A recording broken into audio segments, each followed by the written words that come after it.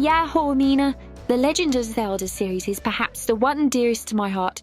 Its blend of action, puzzle solving, wrapped up in the story is very endearing. I suppose in a nutshell, it's the sense of an adventure that captures me in many of the entries in the saga. I've enjoyed the Famicom or NES entries. I certainly enjoyed Zelda no Densetsu Kamigami no Triforce, or A Link to the Past as you may know it, and the incredible Yume or Mirushima, or Link's Awakening, and so on. But there are blind spots in my gameplay with the Legend of Zelda series, most notably with the saga's Wii-era outings. I've yet to play Twilight Princess in any form, GameCube, Wii U, or indeed on the Wii, and 2011's Skyward Sword was another. Both games hit at a point in my life where I dipped out of gaming, but I came back to it eventually. I decided to play Skyward Sword first for two key reasons. First, their HD remaster on the Switch provided a great opportunity to jump in, and second, a desire to play through the series somewhat chronologically, maybe. But that leads me to point out that within the Legend of Zelda universe, this is the first game in its timeline, describing the origin of Link and Zelda and the events that led up to the creation of the Master Sword. But I have a little apology for this review. I put in 70 hours into this game because I love exploring every nook and cranny of games like this, especially in Zelda games. And I didn't record a single second of that playthrough. So the footage you will see in this review is within the first 2 to 3 hours or so of the game, and a little at the very end of the game once all dungeons had been explored, missions completed, and a final showdown with the game's ultimate boss fight. But I guess that keeps things relatively spoiler-free. My core thought is that this game demonstrates that a game can transcend some flaws and still be one of the best games ever made in my book. And depending on your temperament, you'll be hit with one of those flaws right from the start. Let's look at a comparison. In A Link to the Past, you wake up, have a short dialogue with your father that he is off to Hyrule Castle, you follow him with a torch in tow, find a secret access point, and bosh, you find him wounded and he grants you the sword, and off you go on your adventure right away to rescue Zelda. Skyward Sword doesn't really get going proper until about 2 hours in. Up until that point, there will be a lot of exposition introducing the game's hub of Skyloft, Link, Zelda, and other key characters. And sure, this is paired with introducing the main mechanics such as the basics of movement and combat, as well as tying the story in with a chance to explore the skies with your loft bird. For some people, this is quite a slow start though, but you can always skip through the story if you want to. But then, if you've never played it before, you're probably interested in the story if you're a fan of The Legend of Zelda. Otherwise, if you're looking for action within this world, maybe one of the Musou genre of Hyrule Warriors games might be more your thing. Skyward Sword is largely a very linear game.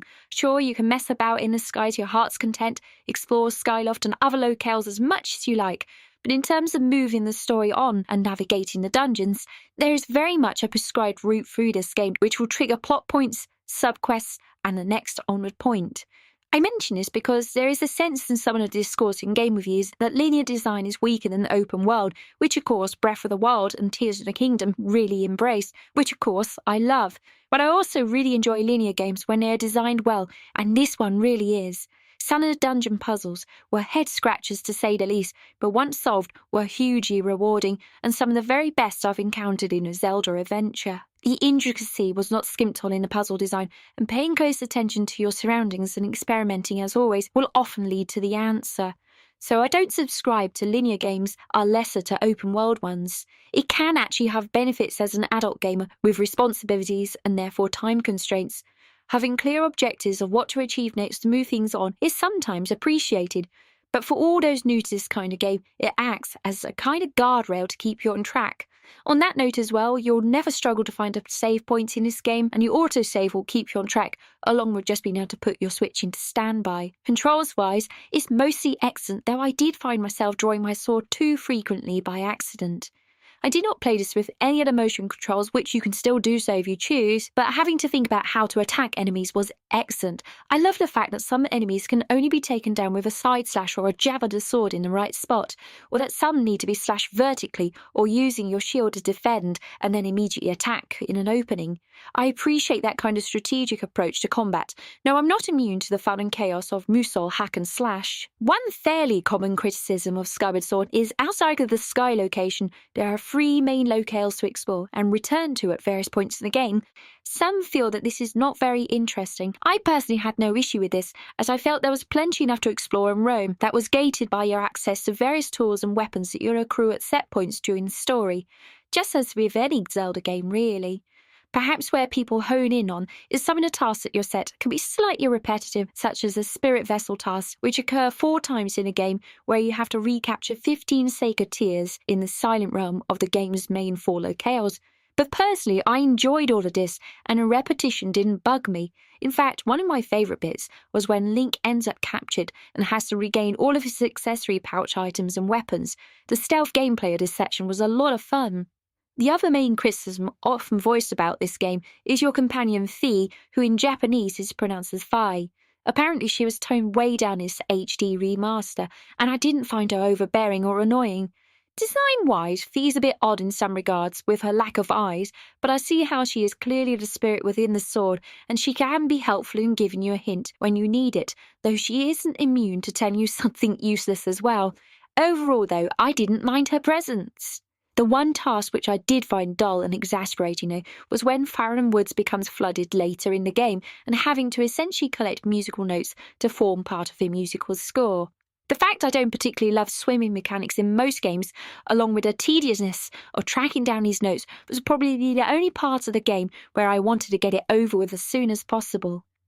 Otherwise, I pretty much had a big stupid smile on my face the whole time I was playing. Graphically, its Wii roots do show, but I didn't find it a bad-looking game at all. In fact, I was quite enjoying the stylised approach to the artwork, which runs at a really solid 60 frames per second all the way through, making it a really fluid and responsive game, so long as you've not accidentally put that sword away. But it's not an out-and-out HD remaster. It still looks great though, and the soundtrack is perhaps one of the best in the entire Legend of Zelda universe. So presentationally, this was a great experience on my OLED model Switch, as I mostly played through in handheld mode. Moving on to the Japanese accessibility of the game, there's no spoken dialogue to engage with, so you'll be reading a lot, which can almost always be done at your own pace. There is an abundant use of kanji in this game, in a somewhat stylized typeface that occasionally made me pause a moment to think, what am I looking at? But it's mostly very clear, along with furigana to aid your reading of the kanji. Overall, the dialogue fits somewhere between conversational and fluent level on my scale, and anyone who is JLPT N2 or above should find that they can work through this game without too much issue. Sure, there is some dialect here and there, and slightly higher register speech, as well as usage of more classical or uncommon words such as wakodo for young person, for example. A quick Japanese language hack there, actually. Think of wakodo being in the same class words, say, as shiroto, meaning novice, and kuroto, meaning expert, with a sneaky bit of rendaku on the end. At least that's how I see it anyway. The story is written in a very approachable manner, and the game is well worth playing if you're studying and learning Japanese. But anyone at N4 or below level is going to be looking up a hell of a lot of vocabulary and grammar in this game. But at least it offers furigana to help with that reading. And last on the language side, like most first-party Nintendo games on the Switch, the Japanese release of this game will play in other languages depending on the language set. So if you want to pick up the Japanese edition but want to play in English, Korean, Spanish or in other languages, the Japanese edition will have you covered. I rate Skyward Sword's Japanese level as conversational, but bear in mind you're going to run into some interesting vocabulary, which is all good stuff to learn, and I recommend it to learners. But likewise, if you happen to be in Japan, don't know any Japanese, and want to purchase the physical release of Skyward Sword, you can get it for a good price there, about 4,000 yen or so at the time of recording, and you can be assured that you can play it in languages other than Japanese. As a game, despite some flaws, this is my first game that I've reviewed on the Rubbish Heap that I can say with absolute confidence is an all-time great, or 5 stars out of 5. Sure, there are games with a deeper story, more freedom, more immersive and varied environments, but as a whole package, this was such a wonderful experience to play. In particular, I found the dungeon design such a trip, whether it was working out what to do with the time shift stones or shock horror, actually enjoying a sliding block puzzle that led to one of the most interesting ways to obtain a Triforce, as well as other intricacies such as how and when to shoot an arrow or similar. Skyward Sword was some of the best gaming I've had in a long time, and I've had a lot of fun recently, so that is definitely saying something. Despite not having much post-game content apart from what is essentially a higher difficulty hero mode, I know that this is a game I will replay one day.